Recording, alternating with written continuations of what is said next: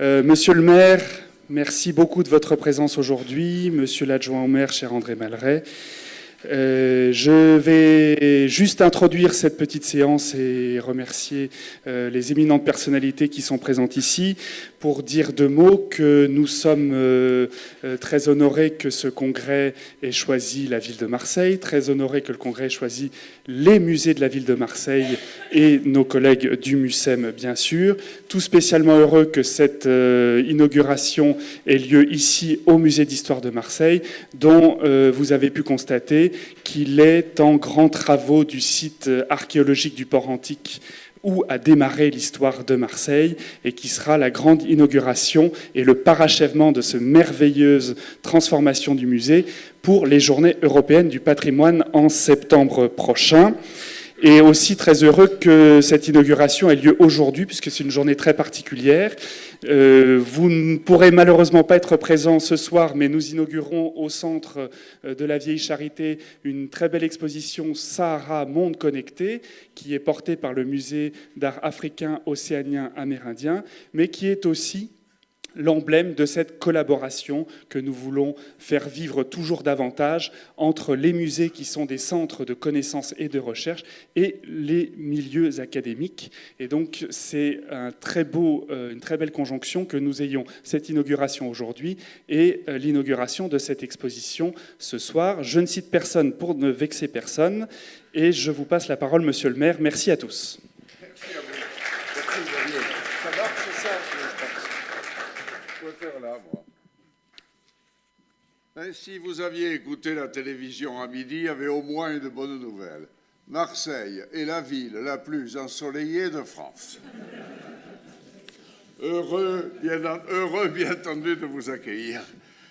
Et je salue moi aussi l'adjoint au maire compétent, ainsi que monsieur le président de l'université, et vous-même, monsieur le président, qui nous faites l'honneur, avec beaucoup de personnalité, de venir aujourd'hui à Marseille. C'est un grand honneur pour moi d'ouvrir ce 144e congrès du Comité des travaux historiques scientifiques. Opportunité de rencontres et d'échanges uniques dans le paysage de la recherche française, en fédérant les universitaires, les jeunes chercheurs et les membres des sociétés savantes. Ce congrès joue un rôle fondamental dans la construction et la transmission des savoirs. C'est aussi un immense plaisir de vous accueillir ici, au musée d'histoire de la ville de Marseille. Xavier Ray a fait l'introduction, l'un des musées d'histoire urbaine les plus importants d'Europe, sur le tracé de la voie historique qui s'accompagne aujourd'hui d'une nouvelle étape de rénovation par les travaux de valorisation du site archéologique. D'autres sites emblématiques de la ville accueilleront vos prestigieuses tables rondes tout au long de ces 3 journées de congrès. Depuis sa création en 1834 par le ministre François Guizot, le Comité des travaux historiques et scientifiques avait vécu des transformations et des évolutions proposées par les hommes illustres, de Victor Hugo à Mérimée, Sainte-Beuve et d'autres, pour mieux s'adapter au fil des temps, au développement et au progrès de nos sociétés. Le thème choisi par cette nouvelle édition de 2019 est le réel et le virtuel, une réflexion sur la virtualisation du monde. Si le monde du numérique ne m'est pas totalement familier, j'ai la conviction profonde que nombre de développements virtuels en cours ou à venir auront une influence positive sur nos sociétés modernes et dans de nombreux domaines, tant en médecine, en sciences, en histoire, dans l'enseignement ou encore dans le domaine du patrimoine. Souhaitons que ces innovations numériques puissent ainsi aider à la reconstruction harmonieuse aussi de Notre-Dame de Paris. Mesdames et messieurs, messieurs les présidents, mesdames, permettez-moi de vous remercier pour votre engagement à transmettre et à diffuser les savoirs, révélant l'importance du capital humain, fait à la fois de connaissances et de compétences, et en tout temps et en tout lieu. Je crois que vous allez aller aussi à la Vieille Charité. Alors, à la Vieille Charité, c'était laissé à l'abandon, ce bâtiment magnifique du XVIIe siècle, comme d'autres d'ailleurs, comme l'Intercontinental aujourd'hui que nous avons transformé en hôtel. À l'époque, c'était tombé en désuétude, justement, la Vieille Charité. Mais 3 hommes ont voulu redonner vie. D'abord le maire de Marseille, mon illustre prédécesseur, M. Gaston Defferre, le président de la République de l'époque, Valéry Giscard d'Estaing, et le ministre de la Culture de l'époque, Michel Guy. C'est un accord tripartite qui nous a permis de redonner un lustre très important à la Vieille Charité. Vous y serez bien entendu accueillis volontiers. Je ne sais pas si vous aurez le temps d'aller un peu voir aussi le Palais Longchamp. Alors là, le Palais Longchamp, nous avons fait quelque chose à l'époque avec Frédéric Mitterrand. C'est à peu près un des seuls ministres de toute ma durée longue de ma vie politique, un ministre qui s'est intéressé à nous. Et un jour, Frédéric Mitterrand me dit, si vous rénovez le Palais Longchamp, qui, à l'époque Napoléon III, est le symbole de l'arrivée de l'eau à Marseille, si vous rénovez le Palais Longchamp, où nous avons le musée des Beaux-Arts, le muséum d'histoire naturelle, bon, des espaces assez intéressants. Dans ce cas-là, je vous ouvre le Fort Saint-Jean. Car c'est extraordinaire, le Fort Saint-Jean n'avait jamais été ouvert aux Marseillais. Construit depuis Louis XIV, bien entendu, non pas pour se protéger des barbaresques, mais uniquement pour se protéger des Marseillais. Louis XIV n'a jamais aimé les Marseillais. Vous me direz, à l'époque de la Révolution, Fréron, en 1793, lui, il avait une obsession. Il voulait boucher le port de Marseille et brûler la forêt de la Sainte-Baume. Bon, heureusement que Lucien Bonaparte l'a empêché de réaliser cela. Alors nous avons fait l'accord.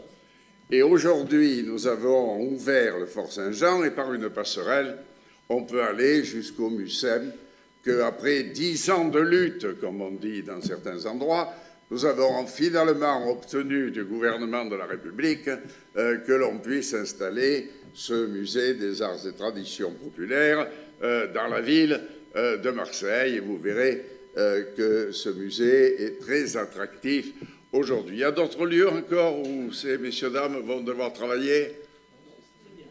Bon, vous n'irez pas jusque dans les Calanques. Bon, tant pis.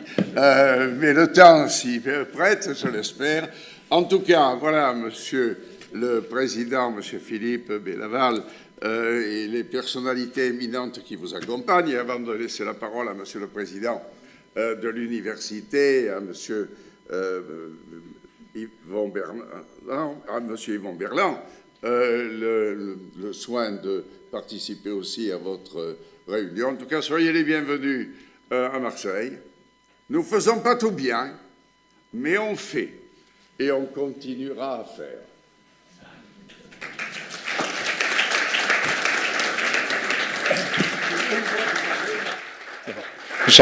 J'appelle maintenant Bruno Loriou, président du Comité des travaux historiques et scientifiques.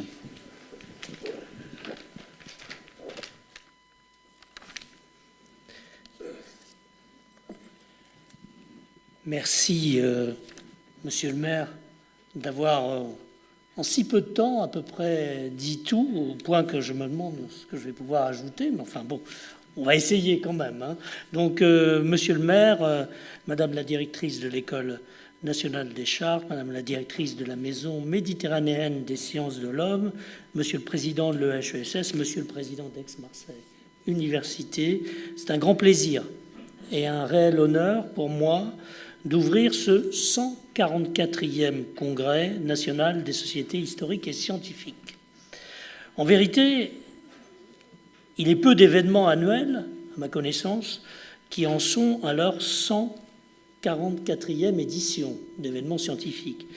Et il est peu d'institutions qui peuvent organiser 144 fois de suite un événement d'une telle ampleur que le Congrès national des sociétés historiques et scientifiques. Et il rassemble cette année, comme tous les ans, plusieurs centaines d'intervenants répartis entre des dizaines de sessions et de tables rondes tenues en parallèle. Comme le rappelait Monsieur le maire, le Comité des travaux historiques et scientifiques a été fondé par un grand historien, notamment de la Révolution, qui a été aussi un homme politique important, notamment donc sous la monarchie de Juillet, puisque pendant longtemps il a été ministre de l'Instruction publique, et c'est à ce titre qu'en 1834 il a créé le Comité des travaux historiques et scientifiques, 9 ans donc avant que Viollet-le-Duc ne procède à la restauration de Notre-Dame de Paris, pour donner un petit peu une sorte de lien. Il s'agissait, et il s'agit toujours, d'accompagner le développement des connaissances scientifiques et d'en assurer la diffusion auprès du plus large public. C'est pourquoi le CTHS est, depuis le XIXe siècle, un éditeur, avec entre autres une collection fameuse, la collection des documents inédits sur l'histoire de France, et qu'il organise depuis plus d'un siècle aussi, depuis un siècle et demi, un congrès annuel qui rassemble professionnels de la recherche et curieux grâce au réseau dynamique des sociétés savantes, sur lesquelles il faut insister, qui sont des acteurs essentiels de ce que l'on appelle aujourd'hui, d'un nouveau mot, la science participative. Ce n'est pas la première fois que notre congrès se tient à Marseille. Ce fut déjà le cas, par exemple, en 1958, année politique s'il en fut. C'est l'occasion pour moi de remercier nos partenaires dans l'organisation de cette lourde tâche.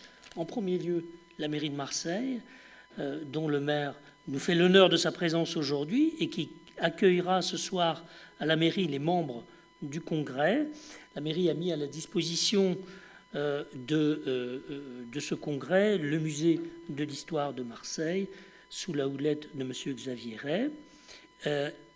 Également l'EHESS, dont le président, Christophe Prochasson, nous fait aussi l'honneur d'être ici, nous dira quelques mots, et qui nous offre le second lieu de notre congrès, la Vieille Charité. Et puis, le troisième lieu, c'est le MUSEM dans ses divers lieux, le Fort Saint-Jean et le MUSEM, qui nous accueillent également.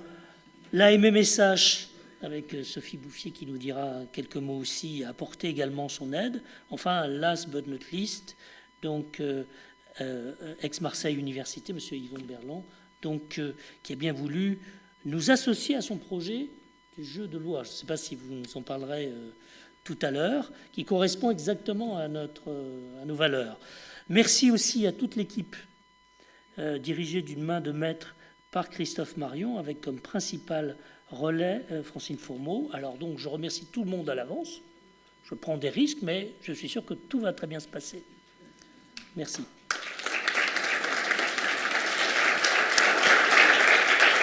Merci. J'appelle maintenant Madame Sophie Bouffier, directrice de la Maison méditerranéenne des sciences de l'homme.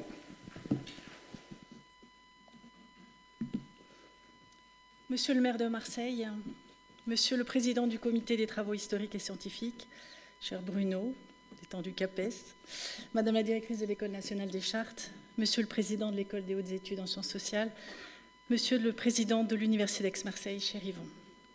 Au nom de la Maison méditerranéenne des sciences de l'homme, je suis très heureuse et honorée d'ouvrir ce 144e Congrès national des sociétés historiques, consacré cette année au réel et au virtuel. Lorsque Christophe Marion, que je remercie, m'a proposé ce partenariat, j'ai tout de suite accepté car cette collaboration m'est apparue conforme aux orientations et travaux de la maison que je dirige.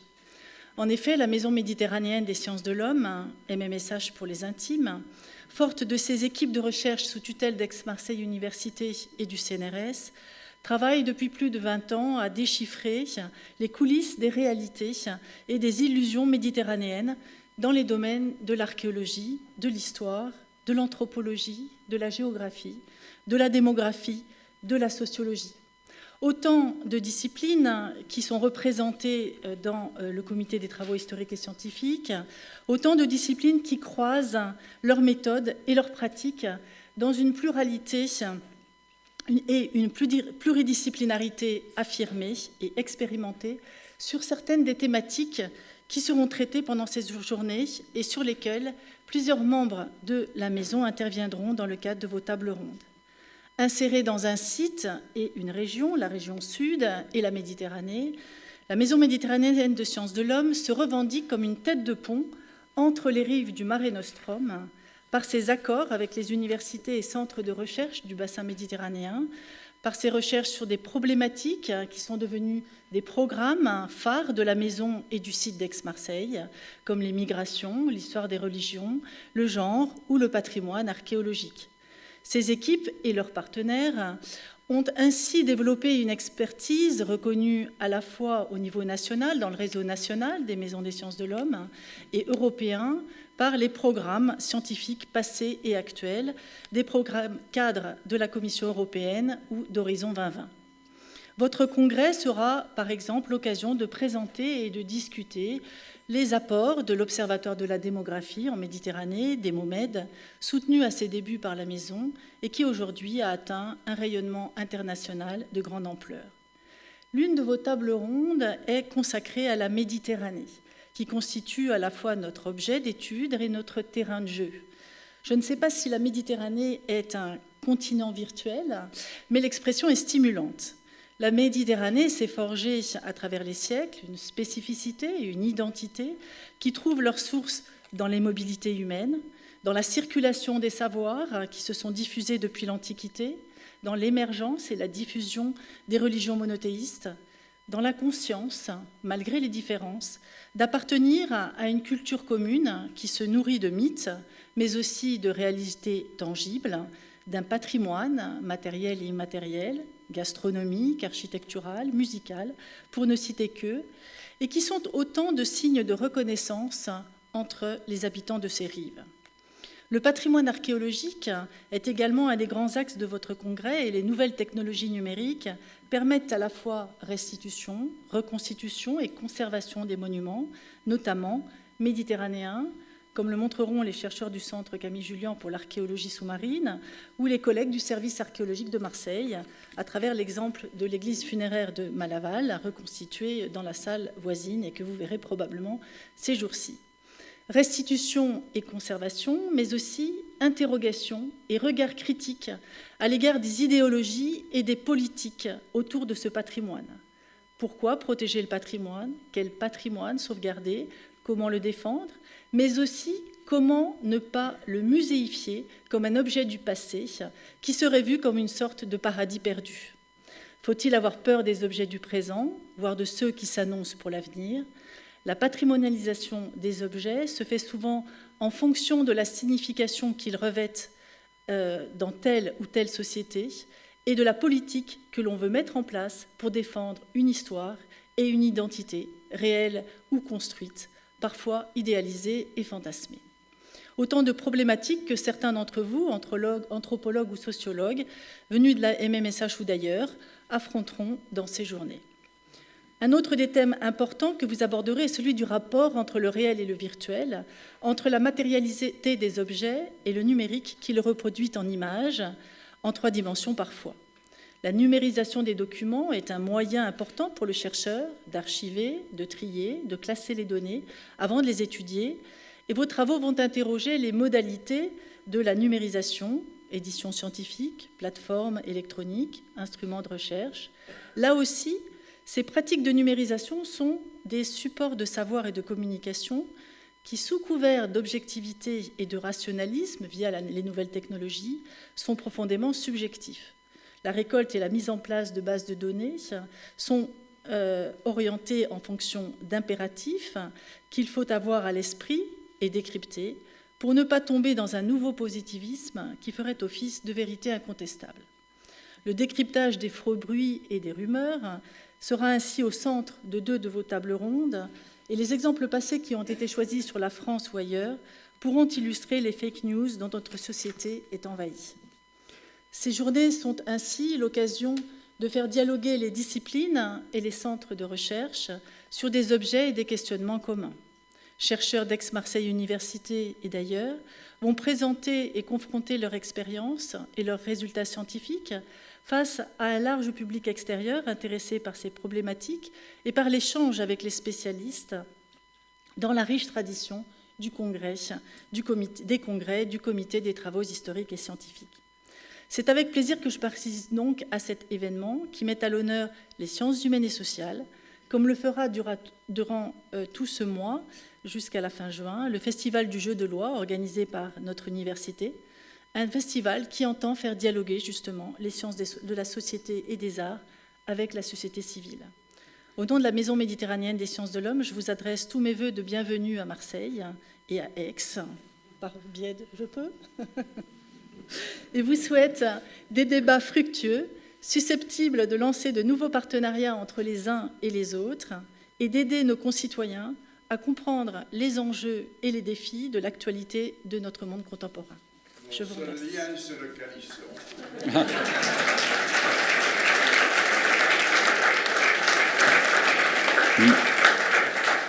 Merci. J'appelle à présent Madame Michèle Boubéditchek, directrice de l'École nationale des chartes.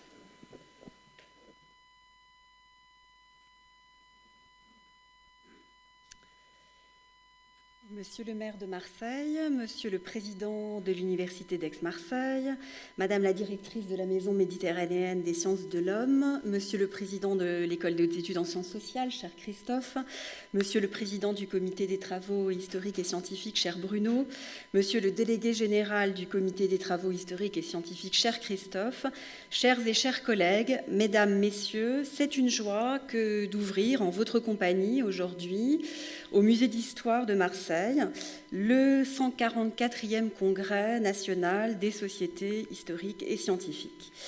Le beau thème qui est celui de ce congrès, le réel et le virtuel, est pour chacun, à l'heure de la révolution numérique, un enjeu, un thème d'actualité. Mais il l'est sans doute également tout particulièrement pour les chercheurs, pour les enseignants, pour les spécialistes du patrimoine, nombreux ici, je le sais, dont la révolution numérique a profondément modifié et continue chaque jour de modifier les pratiques pédagogiques, les modes de transmission et de valorisation du savoir et, d'une manière générale, l'accès à la connaissance. À l'heure du règne quasi sans partage d'Internet et des contenus dématérialisés, le règne du virtuel et les problématiques qu'il génère sont donc particulièrement dignes d'examen et de réflexion, et c'est précisément ce que propose le présent congrès à travers un programme très alléchant qui fait notamment la part belle à l'histoire et au patrimoine, ce dont je ne peux, qu'en tant qu'historienne médiéviste et conservateur du patrimoine de formation, que me féliciter. L'organisation du Congrès national des sociétés historiques et scientifiques est l'une des missions essentielles du CTHS pour lequel l'année universitaire 2018-2019, qui s'achève en ce moment, a constitué sans aucun doute une année d'activité très dynamique en matière éditoriale, en matière de recherche, comme de valorisation de la recherche, toutes activités dans lesquelles la part du virtuel, du numérique est croissante. La stratégie, qui est celle de l'École nationale des chartes, s'articule en effet autour d'un projet global d'établissement associant étroitement à son activité les instituts rattachés que constituent le CTHS d'une part et l'unité régionale de formation à l'information scientifique et technique, l'URFIST de Paris, d'autre part. Et la réflexion commune à l'école et au CTHS touche bien entendu le domaine des humanités numériques en matière de recherche comme de valorisation de la recherche, notamment par le biais de la croissance des éditions numériques.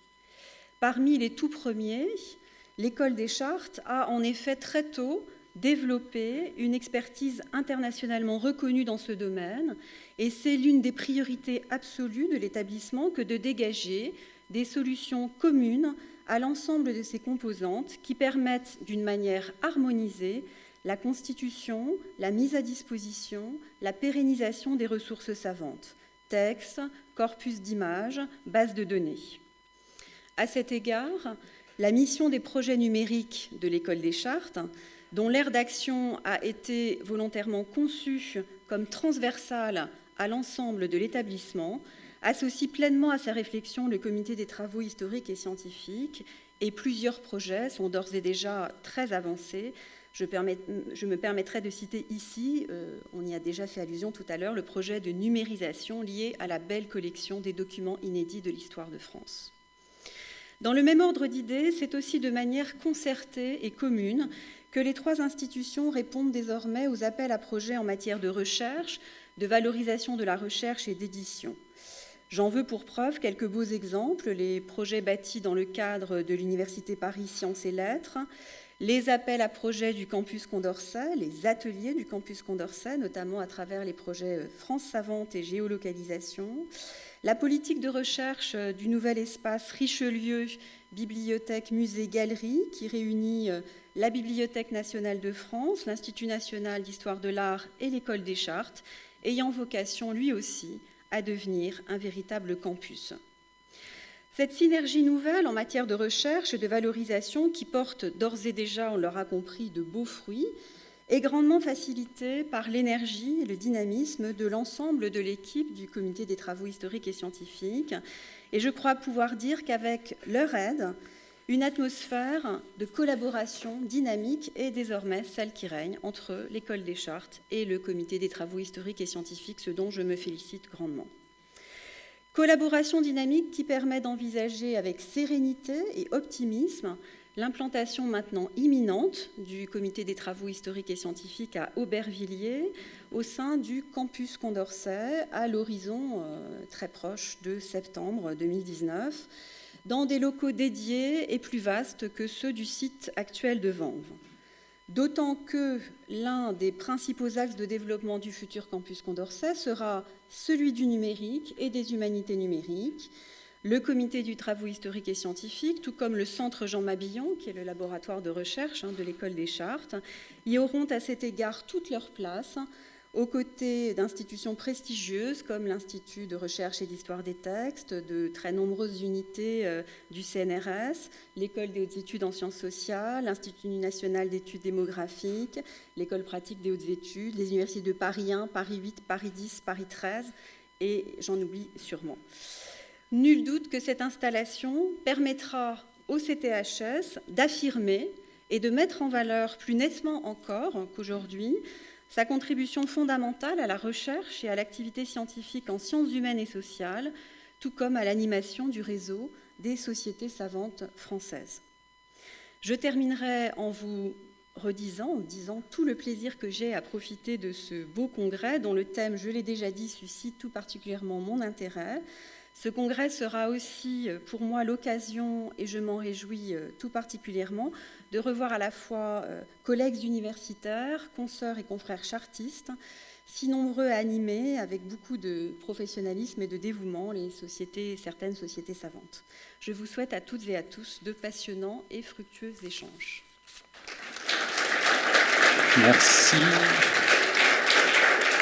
Je vais demander à monsieur le président de l'EHESS, Christophe Prochasson, de venir à la tribune.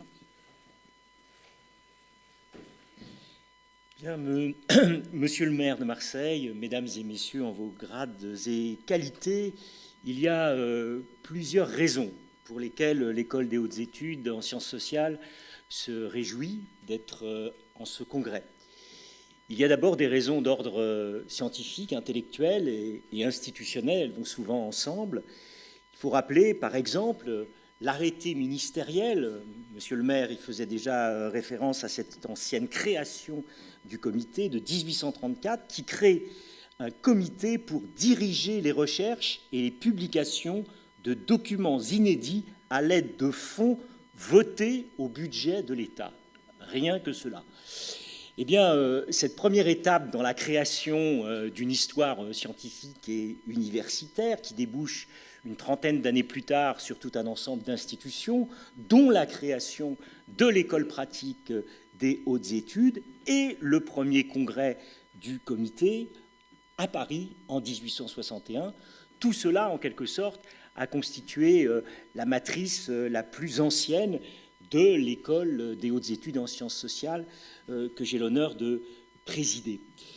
Il y a une histoire aussi plus récente qui justifie cette présence.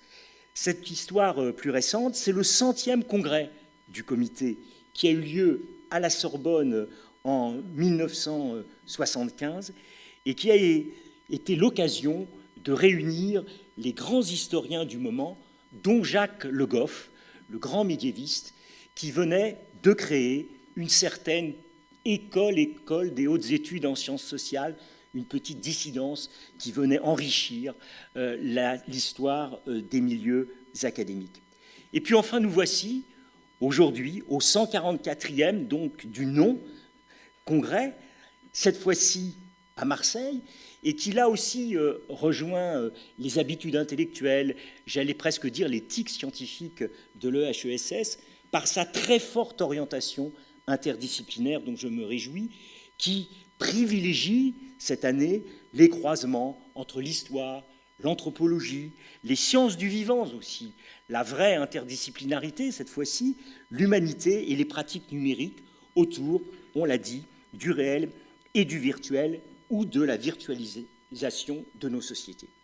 Et puis il y a d'autres raisons qui ont été rappelées à l'instant par ma collègue Michèle Bobigny-Secq, notamment cette proximité institutionnelle, je voudrais en souligner au moins une qui nous lie, cher Michel, l'École nationale des chartes, dont le CTHS est un institut rattaché depuis 2007, si mes renseignements sont exacts, et qui lie l'École des chartes et l'École des hautes études en sciences sociales une fois de plus côte à côte, et qui seront une fois de plus côte à côte au campus Condorcet à Aubervilliers dans quelques mois, qui sera un des grands pôles, aux côtés d'autres grands pôles des sciences humaines et sociales. Et puis il y a une seconde série de raisons sur lesquelles je voudrais attirer votre attention, qui justifient cette présence. C'est que, certes Aubervilliers, certes Paris, mais l'École des hautes études, c'est aussi Marseille. C'est aussi Marseille depuis 1978.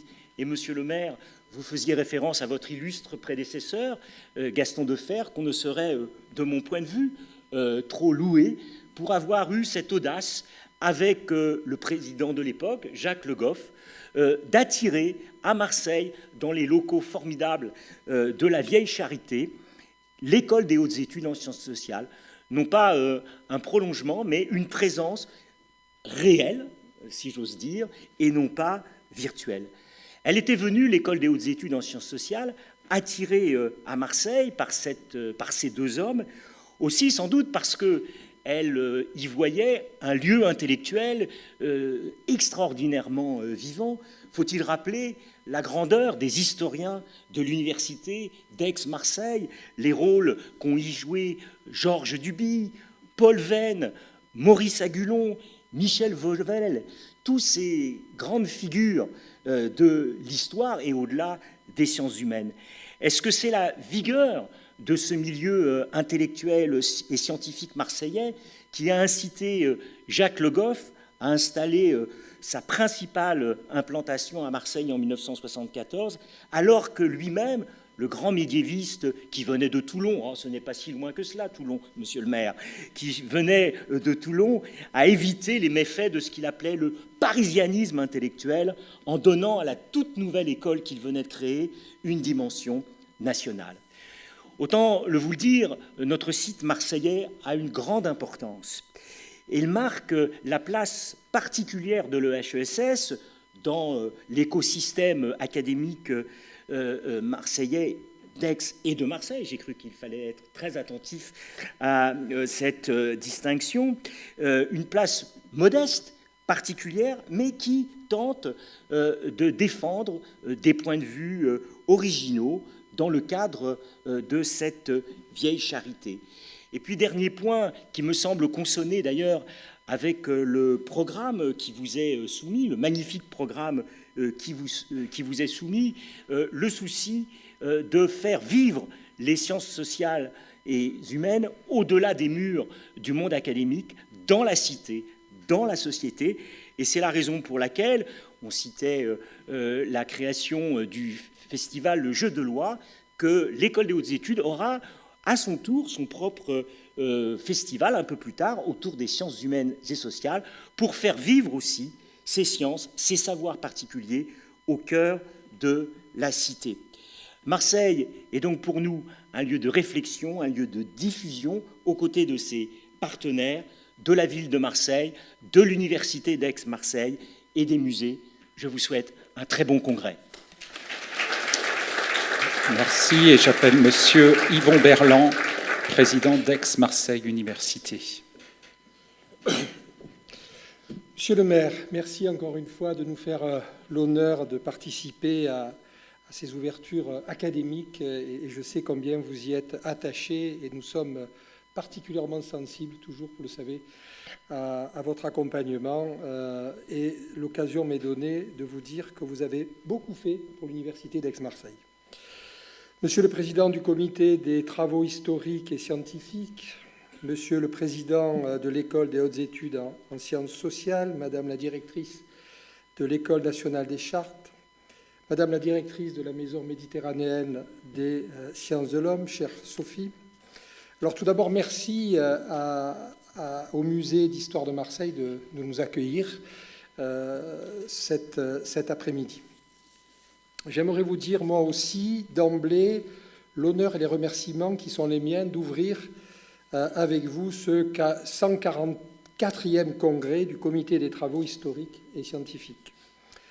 Un honneur car ce congrès nous rattache, et cela a été précisé avant moi, à ce temps significatif pour l'histoire de l'instruction publique et pour la fondation des sociétés savantes. C'est également un honneur de vous accueillir dans notre ville de Marseille, ouverte sur la Méditerranée et sur le monde. J'ai d'ailleurs vu sur votre site institutionnel que la photographie symbolique qui représente notre cité est une vue aérienne de l'entrée du Vieux-Port, enlacée entre le Fort Saint-Jean et le Mucem, et le Palais du Pharaon, qui est le siège d'Aix-Marseille Université. Merci.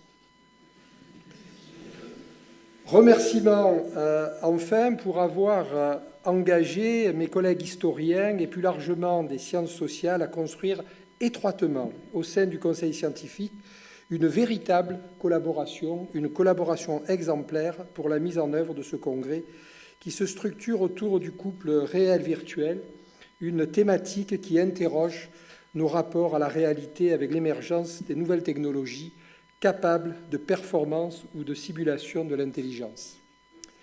À cette occasion, j'aimerais vous présenter Aix-Marseille Université. Rassurez-vous, je ne vais pas vous présenter toute Aix-Marseille Université parce que ça nous prendrait au moins 3 ou 4 jours.